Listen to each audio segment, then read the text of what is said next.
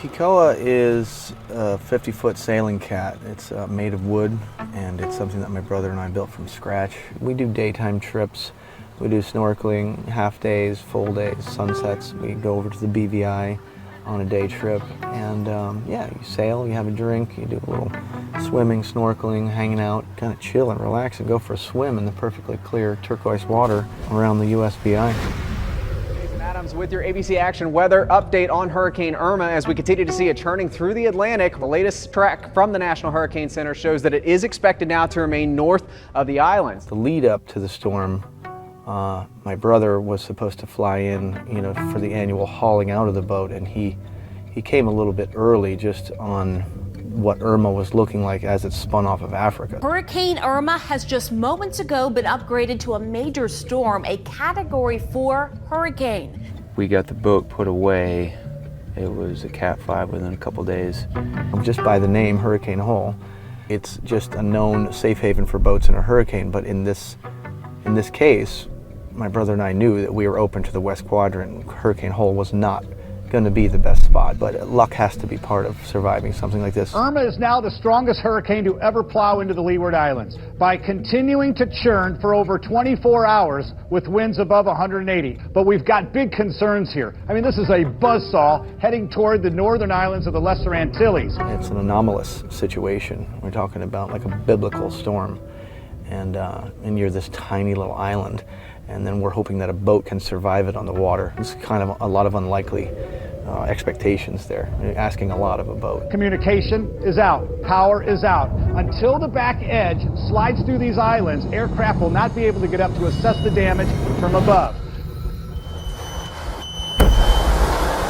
This is bad. This is not good.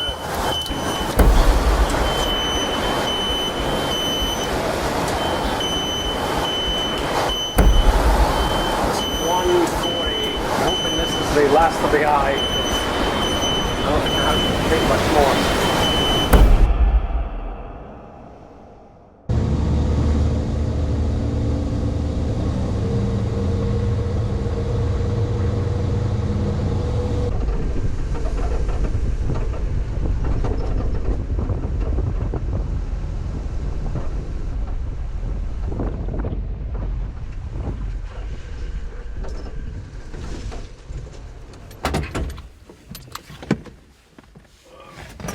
Hey, we take this?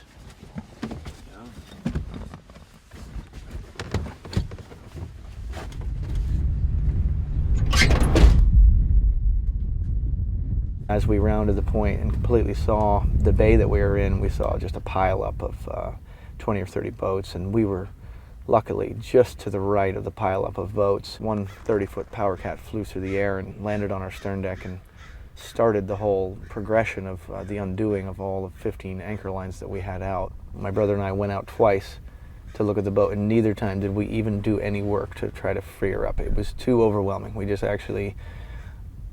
looked around and got disheartened, and we left. She was dismasted, railings were ripped off, and there's a 16-foot hole in the port side stern. Just the work to get all the way up to North Shore by dinghy and get all the way to Hurricane Hole and lack the energy to start digging your way out. That was pretty eye-opening. I've never had that situation where I'm just so disheartened that I can't actually work. We hauled her up on the beach with an ambulance and another truck, and just people lent hands to pull us up onto the beach, and we put the boat on skids, and we kind of crab walked it up on the beach and then jacked it up on blocks, and we're now on Hanson Beach just doing some surgery and assessing all the damage and making a plan, which has been 5 months just to get to that point where you can have a clear idea of whether it's doable and what the plans should be. Too proud could be an issue. There's no playbook for repairing something of this scale and this many different compromises to the hull. A lot of the experts are otherwise occupied doing other things, and we are pretty much the experts of that one boat. We certainly built it one time, rebuilt it another. We can certainly do it again. One of the complexities of what we're doing right now is we're trying to tie in a 16-foot section of this curved material in the middle of a 50-foot section. So the shape has to blend perfectly to what is already there. As insurmountable as it might have seemed at one time, the woodworking is now, we're in a good momentum. We feel good about how the repairs are going and what it's going to look like. Hurricane season starts in June. We need to be at least watertight and somewhat seaworthy by hurricane season. So that's pretty much putting all the woodworking behind us. And beyond that, the only other hard deadline that we're trying to stick to is being ready for charter November 1st. Do or die, it's got to happen, otherwise this is all for naught. We're clearing out for a hatchet target here. We can make more distance so we can get 4 rotations of the axe. Ah! Thorn trees. I would say we try to dedicate 10% of the day to at least blowing off some steam, because when you work 6-7 days a week in the conditions that we have right now, it's pretty important. Okay, it's good now. If I was doing this by myself now, it would be so overwhelming. And I think we flip-flop. One day, one guy seems uber stressed out about something and is like, oh man, I don't know. And the other guy's like, we got this, man. This is gonna happen. And then the next day, the other guy that was all confident is now shaky and then relies on the other brother to be like, no, we got it, all good. We've had a lot of adventures that have come from building boats from scratch. And St. John has always been that awesome little home base that is a very blessed place. It's blessed in so many ways. I mean, I've always felt a really strong sense of community in St. John.